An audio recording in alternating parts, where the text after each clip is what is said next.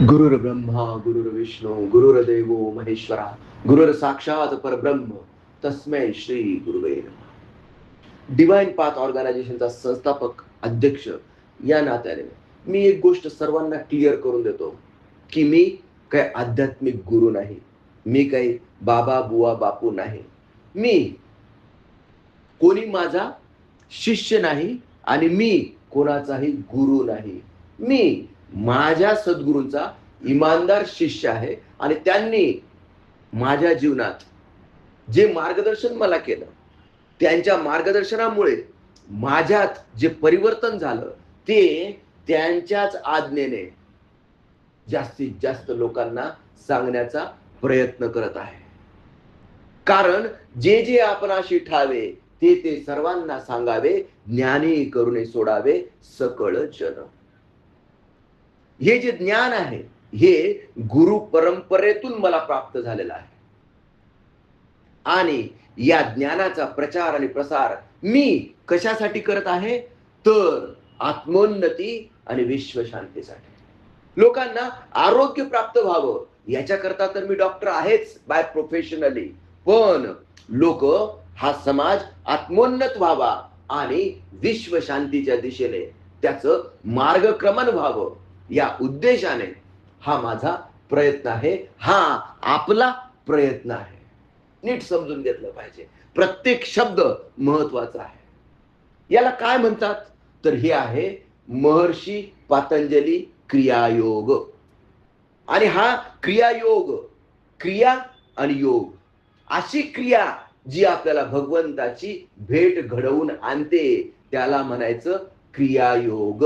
आणि हा क्रियायोग सगळ्यात पहिले महर्षी पतंजली ऋषींनी जगाला शिकवला आणि माझ्या सद्गुरूंनी मला शिकवला. हे जे ज्ञान आहे हे अमूल्य आहे, याची किंमत होऊ शकत नाही. आणि म्हणून मी ते फुकटच वाटत होतो. पण जेव्हा हे ज्ञान फुकट वाटण्याचा प्रयत्न केला तेव्हा हे ज्ञान कुणालाही नकोय. पण जेव्हा त्याला कॉस्ट एक किंमत लावली गेली तेव्हा हळूहळू इथं लोकांना जमावायला लागलेच. विषय समजून घ्या, कारण भौतिक नियमांचं पालन करावंच लागतं. शीश दिए ज्ञान मिले तो भी सस्ता ज्ञान. कबीर महाराज काय म्हणतात, तुम्ही तुमचं शिर दिलं आणि त्याच्या बदल्यात हे ब्रह्मज्ञान तुम्हाला प्राप्त झालं तरी पण हा सौदा तुम्हाला स्वस्तात पडला. असं कोण म्हणतंय? कबीर महाराज म्हणतात. शीश दिए ज्ञान मिले तो भी सस्ता ज्ञान. मग हे ब्रह्मज्ञान माझ्या गुरु परंपरेतून मला फुकट मिळालेलं नाही.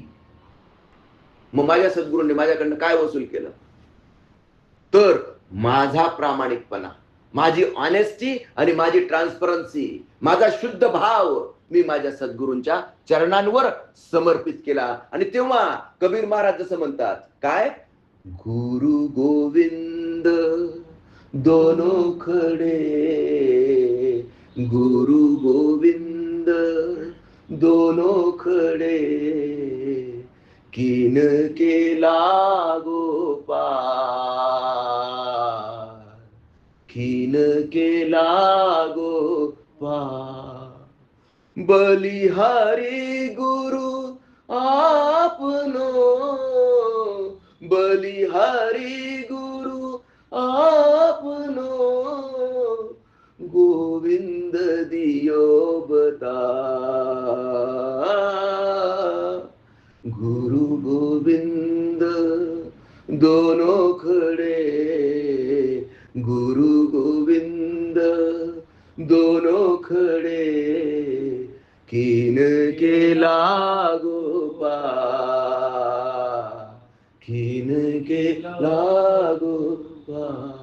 म्हणजे गुरु आणि गोविंद जर दोघं समोर असतील तर मी शिष्य म्हणून मी कुणाचे चरण स्पर्श पहिल्यांदा केले पाहिजेत तर बलिहारी गुरु आपनो, बलिहारी गुरु आपनो, गोविंद दियो बता. ज्याने आपल्याला प्रत्यक्ष भगवंताचं दर्शन घडवून दिलं, त्या सद्गुरूंचा चरण स्पर्श मी पहिल्यांदा करतो. विषय नीट समजून घेतला पाहिजे. गुरु आणि गोविंद याच्यात श्रेष्ठ कुणाला मानलं गेलेलं आहे? तर सद्गुरूंना. आता गुरु आणि सद्गुरू, जो आपल्याला काहीतरी शिकवतो तो झाला गुरु, पण जो आपल्याला चैतन्याच्या मार्गावर हात धरून चालवतो आणि भगवंताची प्राप्ती करून देतो, परमात्म्याची आपलं दर्शन घडवून देतो, त्याला म्हणायचं सद्गुरू. आणि माझे सद्गुरू असे सद्गुरू आहेत की जे जीवाचं शिवाशी मिलन करून देतात, जे आत्म्याचं परमात्म्याशी मिलन करून देतात. तुम्ही म्हणाल आत्म्याचं परमात्म्याशी मिलन करून काय फायदा? मनुष्य देहाची या ज्ञाने सच्चिदानंद पदवी घेणे, एवढा अधिकार नारायणे कृपा दृष्टी दिला. आणि म्हणून आपल्या जीवनाचं एकमेव लक्ष आहे, the only purpose of man sojourn on this planet earth is to seek for the God. भगवंताच्या प्राप्तीसाठी प्रयत्न करणे या एकमेव उद्दिष्टाकरता तुमचं आमचं अस्तित्व आहे. पण माझा प्रश्न तुम्हाला आहे, हा जर उद्देश असेल आपल्या जीवनाचा, प्रमुख उद्देश भगवंताची प्राप्ती असेल, तर या उद्देशाप्रती किती लोक जागरूक आहेत, किती लोक सजग आहेत? दुर्दैवाने सांगावं असं वाटतं, 100तून एखादाच. भगवंताला सगळे मानतात, परमेश्वराला सगळे मानतात, भगवंतावर सगळ्यांचा विश्वास आहे, पण कोणी महादेवाला मानतं, कोणी गुरुदेव दत्ताला मानतं, कोणी लक्ष्मीची पूजा करतं, कोणी सरस्वतीची पूजा करतं, कोणी विष्णूला आराध्य मानतं, कोणी गणपतीला आराध्य मानतं, कोणी म्हणजे शिव. काही शाक्त आहेत, काही वैष्णव आहेत आणि काही शैव आहेत. म्हणजे काही देवीची पूजा करतात, काही शंकराची पूजा करतात, काही याची पूजा करतात, विष्णूची किंवा श्रीकृष्णाची पूजा करतात. आणि याच्याही पलीकडे काही गॉड म्हणतात, येशू ख्रिस्ताला मानतात, काही मुहम्मद पैगंबराला मानतात, काही गुरु ग्रंथ साहेबलाच त्यांचं सर्वस्व मानतात. मतांचा गलबला, आणि मग कोणी माने ना कोणाला. There is a system. त्या प्रॉपर सिस्टीम आणि त्या प्रॉपर, कोणीही चुकीचं नाहीये, लक्षात घ्या. सगळे बरोबर आहेत. येशू ख्रिस्ताला मानणारे बरोबर आहेत, मुहम्मद पैगंबराला मानणारे सुद्धा बरोबर आहेत, आणि ग्रंथ साहेबला मानणारे पण बरोबर आहेत, गणपतीला मानणारे पण बरोबर आहेत, विष्णूला मानणारे पण बरोबर आहेत, देवीची पूजा करणारे पण बरोबर आहेत, शंकराला शिवाला आराध्य मानणारे पण बरोबर आहेत. मग आपण कोणता रस्ता पकडावा? माझ्या सद्गुरूंनी मला जो रस्ता दाखवला तो मी इथं सर्वांना दाखवतो. कारण आधी केले आणि मग सांगितले. ज्याचा मला अनुभव आहे ते मी तुम्हाला सांगणार. मी फक्त जे खरं आहे तेच सांगणार. पटलं तर तुम्ही स्वीकारा, नाही पटलं तर सोडून द्या. हा विषय कंपल्शनचा नाहीये, हा विषय कंपल्शनचा नाही. पण spiritual science is a pure science. It is science beyond science. हे काही फापड पसारा नाहीये. आणि मी विज्ञानाचा विद्यार्थी आहे. कोणीतरी बाबा बुवा बापूने मला गंडा बांधला आणि मी तो गळ्यात घालून घेतला, असा विषय माझ्या बाबतीत होऊ शकत नाही. आधी केलं आणि मग सांगतोय. निळा लिटमस पिंक होतो की नाही आमलामध्ये, खात्री केली, आणि जेव्हा खात्री होती तेव्हा मी जगाला सांगतो, छाती ठोकून सांगतो की तुम्ही हे करा, तुम्हाला हे मिळेल. आता तरी पुढे हा जे उपदेश, नका करू नाश आयुष्याचा, नका करू नाश आयुष्याचा, सकळांच्या पायी माझे दंडवत, सकळांच्या पायी माझे दंडवत. आपुलाले चित्त शुद्ध करा, आपुलाले चित्त शुद्ध करा, हित ते करावे देवाचे चिंतन, हित ते करावे देवाचे चिंतन. करुनिया मन शुद्ध भावे, करुनिया मन शुद्ध भावे. तू का म्हणे लाभ होय तो व्यापार. मी नाही सांगत आहे, तुकाराम महाराज म्हणतायत काय, तू का म्हणे लाभ होय तो व्यापार. करा काय फार शिकवावे, करा काय फार शिकवावे, सकळांच्या पायी माझे दंडवत. जगद्गुरु तुकोबाराय आपल्याला सांगतात, करा काय फार शिकवावे. करा, मग काय करायला सांगितलंय त्यांनी? त्यांनी ही श्वासाची साधना करायला सांगितलेलं आहे. हा महर्षी पतंजली क्रियायोग आहे. ही श्वासाची साधना आहे. आणि आपण पहिल्यांदा काय केलं? पहिला श्वासोच्छ्वास केला आपण भस्त्रिका. याच्याने काय होतं? चित शक्तीचं रूपांतर प्राणशक्तीत होतं. आणि ही प्राणशक्ती 72,000 नाड्यांपर्यंत कपालभातीच्या माध्यमातून पोहोचवली जाते. हे नाडी शुद्ध करण्याचं शास्त्र आहे. आणि या शास्त्रावर आपण चाललं दररोज. प्रत्येकाची कॅपॅसिटी वेगवेगळी आहे. प्रत्येकाची कॅपॅसिटी वेगवेगळी आहे. मी 4 पोळ्या खातो म्हणजे तुम्ही पण 4 पोळ्या खाल्ल्या पाहिजेत असा काही नियम नाहीये.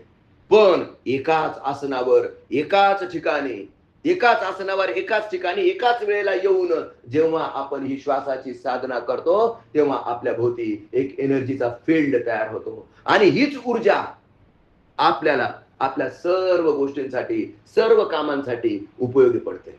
आपण ऊर्जा खर्च करतो काय? नको ते पाहून, नको ते ऐकून, नको ते बोलून. पण साधू संतांनी आपल्याला सांगितलेलं आहे, मौनम सर्वार्थ साधनम. तुम्ही फालतू बडबड टाळा आणि तुमची ऊर्जा वाचवा. पण पण कोण आहे आपल्या आजूबाजूला? नाही काही तर कमीत कमी मोबाईलचे रील्स बघून तरी आपण ऊर्जा वाया घालवतो. Yes or no? मग ही ऊर्जा जी वाया जाते तिला आपण तिचं संवर्धन केलं पाहिजे, तिला वाढवलं पाहिजे. आणि ह्या ऊर्जेला वाढवण्याचं अतिशय शास्त्रोक्त सायन्स म्हणजे महर्षी पतंजली क्रियायोग. आणि तो मी तुम्हाला शिकवतोय. एका दिवसात परिवर्तन घडत नाही, पण माझा अनुभव आहे एक दिवस नक्की घडतं. त्याच्यासाठी पाहिजे सतत अभ्यास. बनत बनत बन जाय.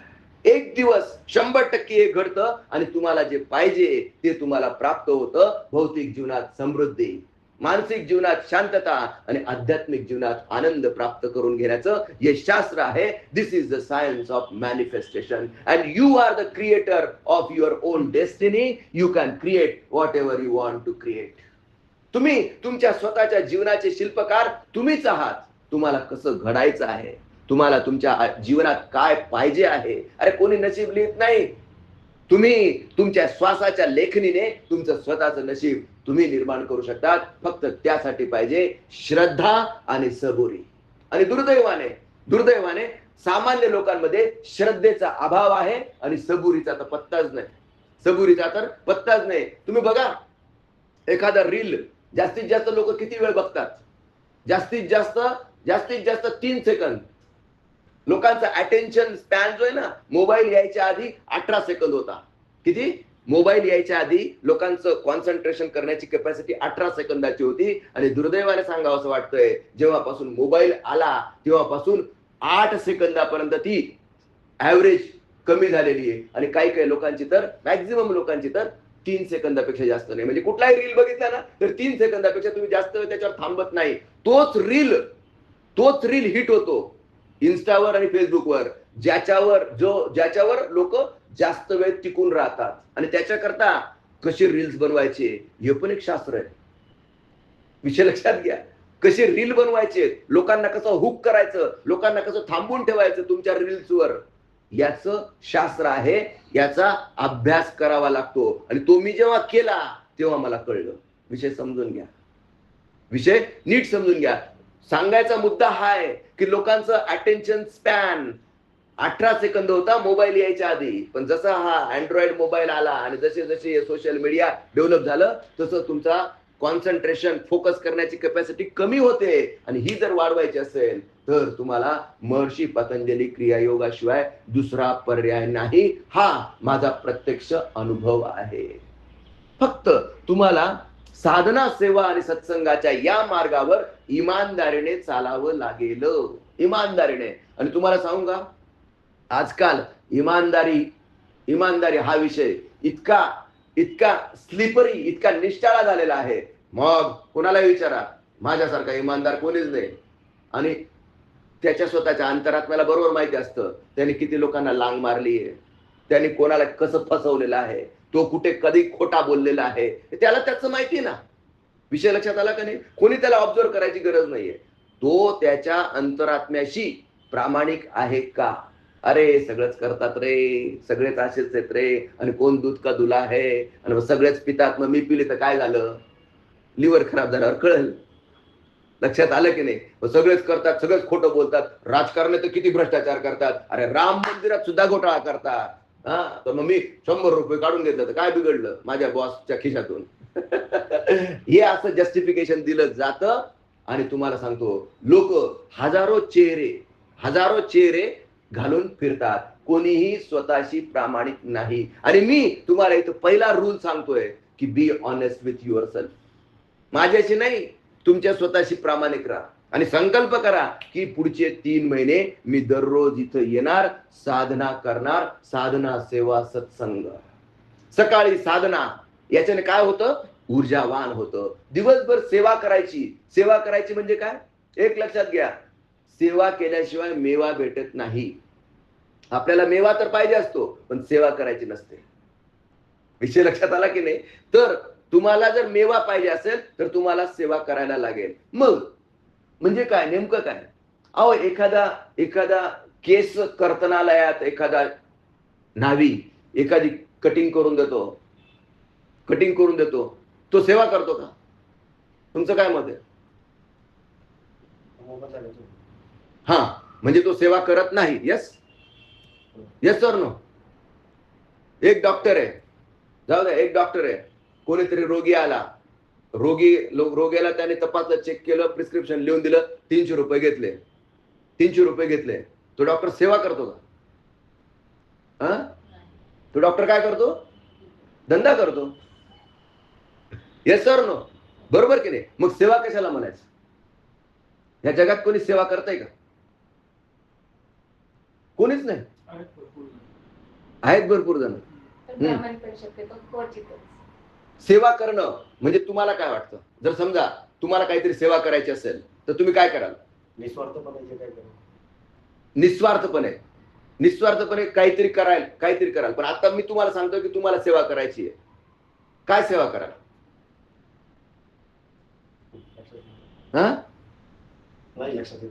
निस्वार्थपणे काय कराल तुम्ही? काय करू शकतात तुम्ही निस्वार्थपणे?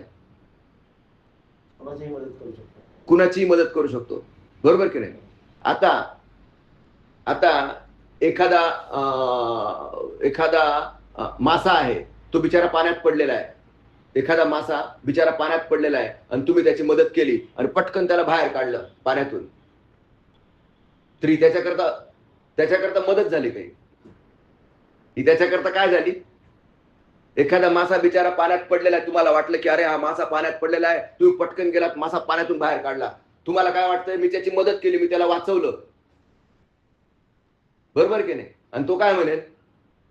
तो मासा काय म्हणेल? तुम्हाला मारलं. विषय लक्षात आला की नाही? मग मदत कशी कराल तुम्ही? तुमच्या दृष्टीने काय सेवा? कशी? तुम्हाला सांगितलं की सेवा करायची, तुम्हाला कशी सेवा कराल? हे माशाला पाण्यातून बाहेर काढतील. अच्छा, तुम्ही परत त्याला पाण्यात सोडून देणार. आता हा ठीक आहे, तुम्हाला ज्ञान आहे की माशाला पाणी लागतं, पण तुम्ही पाण्यात पडलात तर तुम्हाला कोणी बाहेर काढायचं? ती सेवा कोणी करायची? माशाने. तुम्ही पाण्यात पडला तर मासा तुम्हाला बाहेर काढेल? मग तुम्ही सेवा काय कराल? आता तुम्हाला सेवा करायची, तुमच्या समोर प्रश्न आहे की दिवसभर तुम्हाला सेवा करायची. Is it possible for you? नाही होणार. किती वेळ होईल? तास 2 तास कराल. तुम्ही किती वेळ सेवा कराल? अर्धा तास जास्तीत जास्त, त्याच्यापेक्षा जास्त नाही करणार. व्यंकटेश, तू किती वेळ सेवा करशील? त्याचं उत्तर कसं काय जस्टिफाय?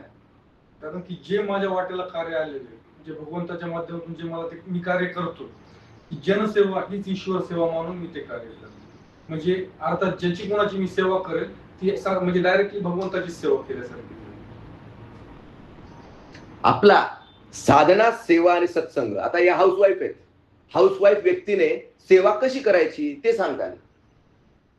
जेही तुम्ही समजा आता घरात तुम्ही समजा स्वयंपाक जरी बनवताय, तर जरी स्वयंपाक तुम्ही घरच्यांसाठी जरी बनवत असाल तरी ते मी भगवंतासाठी ते स्वयंपाक बनवते किंवा भगवंतासाठी नैवेद्य बनवते. कारण की तुमच्या मिस्टरांमध्ये, तुमच्या मुलांमध्ये, प्रत्येकामध्ये तो मीच आहे. किंवा या चराचरामध्ये गजानन महाराजांनी देखील सांगितलेले काय, गण गण गणात होते. प्रत्येक सजीव निर्जीव प्रत्येक गोष्टींमध्ये तो मीच आहे हा भाव ज्यावेळेस आपल्या मनामध्ये प्रकट होतो त्यावेळेस ऑटोमॅटिकली आपण प्रत्येकामध्ये तो बघतो, प्रत्येकामध्ये भगवंत बघतो आणि ज्याची त्याची मग प्रत्येक कुठल्याही कार्यामध्ये आपण ती मग भगवंताची सेवा समजून आपण ती सेवा करतो. हा, मी डॉक्टर आहे, मी 300 रुपये घेतो, मी तर धंदा करतो, मग मी सेवा कशी करू? तो पेशंट येईल, तो पेशंट फक्त तो तुमच्याकडे आजारासाठी आलाय इतकंच न बघता त्याच्यातही तो मीच आहे आणि तो पूर्णपणे कसा बरा होईल याच्याकडे, या दृष्टिकोनातून तुम्ही बघून त्याला म्हणतो ना की जसं की मी सांगितलं एकदम निस्वार्थपणाने तुम्ही त्याला ती सेवा द्या. आणि 300 रुपये तर मला मिळणारच आहे, भौतिक नियमांचं पालन तर होणारच आहे, पण 300 रुपयाकरता मी पेशंट तपासत नाही.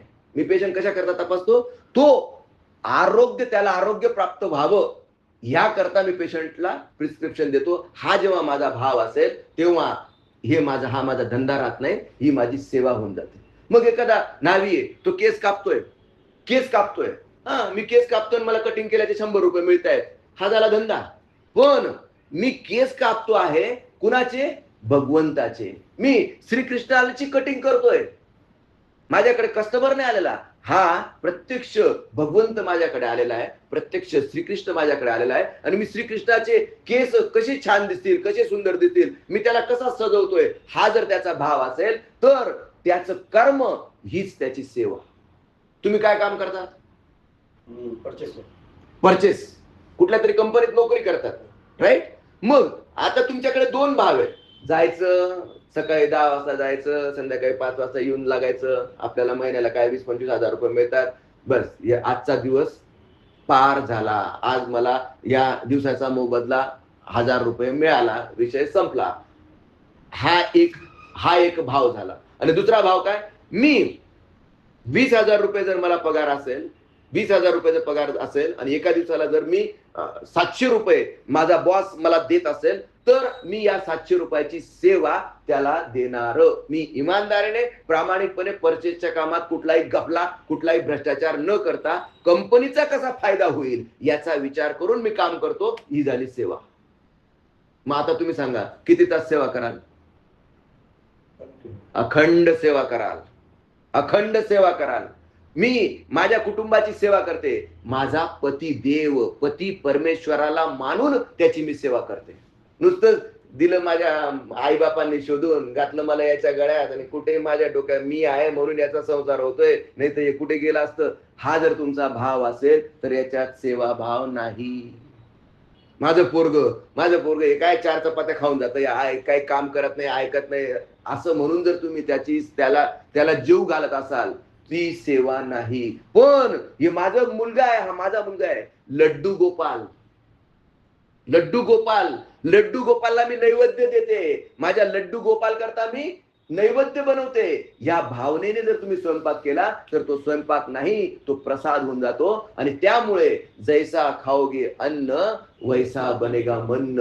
तुमच्या घरातल्या प्रत्येकाचं मन सात्विक झाल्याशिवाय राहणार नाही. तुमचे इंटरपर्सनल रिलेशन सुधारल्याशिवाय राहणार नाहीत. आई आणि मुलाचे रिलेशन सुधारतात, मुलगी आणि आईची रिलेशन सुधारतात, नवरा बायकोची रिलेशन सुधारतात, जर तुमच्या जवळ सेवा भाव असेल तर. विषय समजला की नाही? तर सकाळी आपण साधना करतो, स्वतःला ऊर्जान्वित करतो, दिवसभर काय करतो? सेवा करतो, भौतिक नियमांच्या अधीन राहून. बऱ्याच लोकांना असं वाटतं की जर फुकट केलं तरच त्याला सेवा म्हणायचं. अरे फुकट का?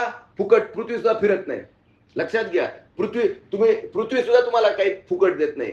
एक दाना बाजरीचा पेरला ना तर 1000 दाणे कणसाच्या रूपाने तुम्हाला प्राप्त होतील. पण पहिले एक दाना द्यावा लागतो. देशी तेव्हा घेशी. ऐसा उदार तू म्हणविशी. श्रीकृष्णाने सुद्धा द्रौपदीच्याकडे ज्यावेळेस तो, तुम्हाला ती स्टोरी माहिती असेल, ती अक्षय थाळी श्रीकृष्णाने द्रौपदीला कधी दिली? अगं मला खूप भूक लागलेली आहे, मला पहिले तू खायला दे काहीतरी. जेव्हा मेथीचं पान द्रौपदीने उरलेलं त्या कढईला चिटकलेलं श्रीकृष्णाला दिलं, त्याने तो प्रसाद ग्रहण केला आणि मग त्याने तिला काय दिली? अक्षय थाळी दिली. देशी तेव्हा घेशी, जर तू मला दिलं तरच तुला भेटेल. ऐसा उदार तू म्हणविशी, ऐसा उदार तू म्हणविशी. म्हणजे हा सृष्टीचा नियम आहे. इथं आपलं हे चुकीचं ज्ञान आहे की फुकट केलं तरच त्याला सेवा म्हणायची. अरे नाही, फुकट काहीच होऊ शकत नाही, फुकट काहीच होऊ शकत नाही. आणि हा भौतिक नियम आहे. या भौतिक नियमांचं आपण सर्वांनी पालन केलंच पाहिजे. सकाळी साधना, दिवसभर सेवा आणि रात्री झोपायच्या आधी सत्संग. सत्संग म्हणजे काय? समर्पण. तू हे परमेश्वरा, तू मला हे शरीर दिलं, 2 हात दिले, 2 डोळे दिले, चांगली वाचा दिली. अनेक लोकांना ते पण नाहीये. 6 लाख लोक रात्री झोपलेत ना तर सकाळी उठत नाहीत. काहीतरी कारण, कोणी हार्ट अटॅकने जातं, कोणी कोणत्या आजार, कोणी शुगर कमी होऊन जातं, कोणी शुगर वाढून जातं, कोणी बीपी कमी होऊन जातं, कोणी बीपी कमी वाढून जातं. तर हे मरायला काही लागत नाही. पण 6 लाख लोक दररोज आपल्या भारतात रात्री झोपलेत ना सकाळी उठत नाहीत. मग आपण जर आज उठलेलो आहोत तर निदान थँक्यू म्हणायचं की नाही? की थँक्यू बाबा देवा, तू मला आज उठवलं, आज माझा श्वास चालू आहे, थँक्यू.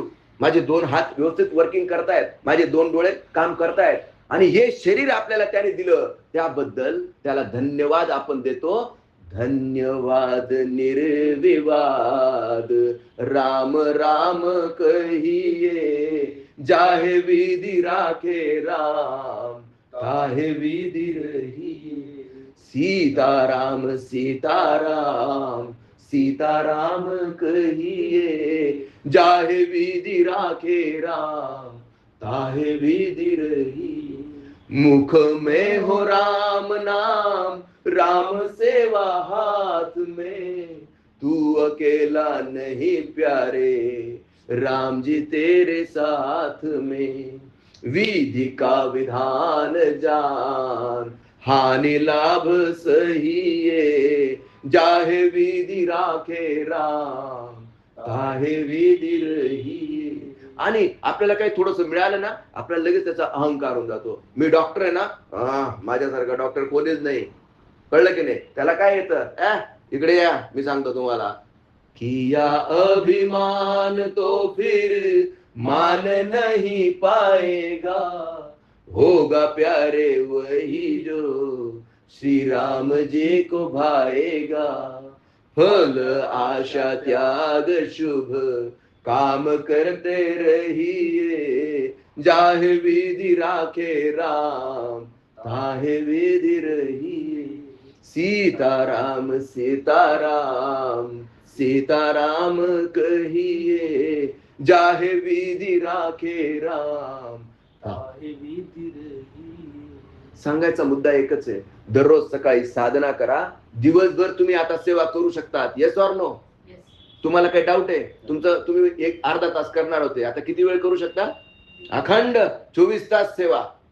अखंड 24 तास सेवा. फक्त तुम्ही जे काम करतायत ते प्रामाणिकपणे करा आणि ती झालेली सेवा भगवंताच्या चरणावर समर्पित करा. यालाच म्हणतात खरी सेवा. रात्री झोपायच्या आधी समर्पण म्हणजे साधना, सेवा, सत्संग हाच आपला चैतन्याचा मार्ग आहे. आणि ही ऑनेस्टी आणि ट्रान्सपरन्सी बऱ्याच लोकांमध्ये नसते बरं का. बऱ्याच लोकांमध्ये नसते. आजकाल समाज कसा जगतोय बघा. उदाहरण सांगतो तुम्हाला. एक पॉलिटिशियन होता असा चिल्लर, नगर परिषदेला वगैरे उभा राहिला आणि काय आता लोकांची सेवा करायची असं फक्त दाखवायचं. लक्षात आलं की नाही? तिथं जायचं, नमस्कार, राम राम, श्याम श्याम, अमुक तमुक करायचं. आणि कोणी एक्झॅक्टली मागायला गेलं की अहो मला असा प्रॉब्लेम आहे, थोडेसे पैसे द्या, असं करा तसं करा, लगेच सांगा नाही हो, नाही आता नाही, ते नाही, ते नंतर या वगैरे वगैरे करून टाळून द्यायचा. मग असा जर पॉलिटिशियन असेल, असा जर राजकारणी असेल, राजकारणी लोक सगळ्यात दूरत आणि त्यांना असे वेगवेगळे मुखोटे चढवायला खूप आवडतात. जेव्हा भाषण करतील तेव्हा असं वाटेल की हा माणूस का स्वतःचे कपडे काढून आपल्याला देऊन टाकेल. पण मागायला गेल्यावर नंतर या, उद्या या, आज वेळ नाहीये. लक्षात आलं की नाही? जेव्हा भाषण करतील तेव्हा असं दाखवतील की मला समाजाची किती कळकळा आहे, आणि जेव्हा प्रत्यक्ष मागायला गेलं, प्रत्यक्ष काही करायला गेलं, तर त्यावेळेस बरोबर ते आपली त्यांची व्यवस्थित दाखवतात. विषय लक्षात आला की नाही मला काय म्हणायचं? तर असा पॉलिटिशियन होता. आणि असे जे डुप्लिकेट पॉलिटिशियन्स असतात ते लोकांना कळत नाहीत का? कळतात ना. मग लोकांनी त्याला इलेक्शन मध्ये काय केला? आपटला, पडला बिचारा. पडला. त्याला वाटलं काय यार, काय करावं आता. आणि इलेक्शन मध्ये खर्च होऊन जातो. आजकाल तर तुम्हाला माहिती इलेक्शन मध्ये किती खर्च करावा लागतो. आणि खर्च होऊन गेला, त्याच्यामुळे गरिबी आली. काहीतरी धंदा करायला लागेल बाबा. मग त्याला वाटलं कुठे धंदा करावा झाला, तर त्या गावात सर्कस आलेली होती. तर त्याला वाटलं बरं, सर्कस मध्ये काहीतरी धंदा, आपल्याला काहीतरी नोकरी बिकरी मिळून जाईल. म्हणून तो तिथं गेला आणि त्या सर्कसच्या मॅनेजरला भेटला की बाबा, इलेक्शन मध्ये मी हारलेलो आहे, माझ्याकडे अजिबात पैसे राहिलेले नाहीत, तू मला काही बी काम दे, काय बी काम दे मला, तू काही काय पाहिजे तर मी तुझ्या ते जे हे आहेत ना काय घोडे, उंट, हत्ती, त्यांचं लीज साफ करतो, त्यांचं शेण काढतो, त्यांना चारा पाणी करतो, कशा करता का असत ना, साफसफाई करता ठेव, पण मला तू कामावर ठेव, कारण मला पैशांची खूप गरज आहे. तो सर्कसचा मॅनेजर नाही रे, आमच्याकडे सगळी टीम आहे, आमच्याकडे सगळं आहे म्हणे, पण एक काम जमेल का म्हणे तुला? म्हणजे तुम्ही सांगून तर बघा, मी कोणतंही काम करायला तयार म्हणे. बरं, मग ना म्हणे आमचा ना सिंह मरून गेलाय म्हणे, त्याचं कातड आम्ही काढून ठेवलेलं आहे, तू काय करायचं म्हणे, काय टेन्शन नाही घ्यायचं, एक टेप रेकॉर्ड करून ठेवलेला आहे म्हणे, वाव असा जोरात आवाज येतो म्हणे, तू ती कातड आहे ना ते पांघरून घ्यायचं म्हणे, आणि 2 पायांवर नाही चालायचं, 4 पायांवर चालायचं म्हणे. लोक बघतील आणि तू मध्ये मध्ये काय करायचं, टेप रेकॉर्डरचा आवाज लावून द्यायचा, मध्ये मध्ये त्याने डरकाळी फोडली का लोक घाबरले पाहिजेत म्हणे. बस, अहो हे काम तर मला बत जमतं म्हणे, माईकवर मी डरकाळच फोडायचो. आणि मुखोटे घालायला तर मला बत आवडतं. याची मी वाघाची खाल घालून घेईल, मी सिंहाची खाल घालून घेईल, मी हरणाची खाल घालून घेईल, मी पाहिजे त्या जनावरांची ऍक्टिंग करून घेईल म्हणे. मला बतभारी काम सांगितलं म्हणे, याची तर माझी प्रॅक्टिस ऑलरेडी आहे म्हणे, तर तुम्ही मला एकदम योग्य काम दिलं म्हणे. ठरलं. तर ते मध्ये असतं ना ते रिंग, त्या रिंग मध्ये सर्कशीच्या हा मस्तपैकी त्याने ते झूल घातलं. कोणाचं? सिंहाचं झूल घातलं, सिंहाचं कातडं, आणि मध्ये मध्ये तो बरोबर ते बटन ऑन करून द्यायचा, जोरात ओरडला की लहान लहान पोरं घाबरायचे, एकदम घाबरायचे, बायांना पण धडकी भरायची आणि माणसं पण घाबरून जायचे ते बघणारे, आणि त्याला एकदम भारी वाटायचं. नेत्यांना भारी वाटतं, समोरचे लोक घाबरलेत की नेत्यांना भलत भारी वाटतं. कैसा रोब आहे, कैसी शान आहे, 50 तोला, आपल्याकडे काय ते कोणती गाडी ती फॉर्च्युनर, 4 फॉर्च्युनर आपल्याकडे. म्हणजे लोकांवर रोब जमवणं, आणि हा फुकटचा रोब, त्याला वाटायचं मी खरंच सिंह आहे, त्याला वाटायचं खरंच मी सिंह आहे, आणि व्यवस्थित चाललं ना. आता झालं काय की तिकडून एक त्याच्याही पेक्षा मोठा सिंह आला, आणि तो एकदम रिअल दिसत होता.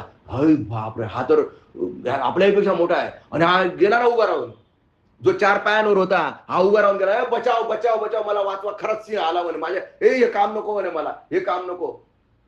तिकडच्या सिंहाने हा अरे मी पण इलेक्शन मध्ये हारलोय म्हणे. सांगायचा मुद्दा हा आहे, विनोदाचा भाग सोडून द्या, पण असं झूल घालून जगू नका. Be honest with yourself. काय बोललो मी? Be honest with yourself. तुम्ही नशिबवान आहात की तुम्ही इथपर्यंत येऊन पोहोचलात. तुम्ही इथपर्यंत येऊन पोहोचलात. आज तुम्ही संकल्प करा, स्वतःशी संकल्प करा की पुढचे 3 महिने एकही दिवस गॅप न देता मी दररोज सकाळी साधना करेन, दिवसभर सेवा करेन, आणि रात्री झोपायच्या आधी थँक्यू म्हणणार की नाही?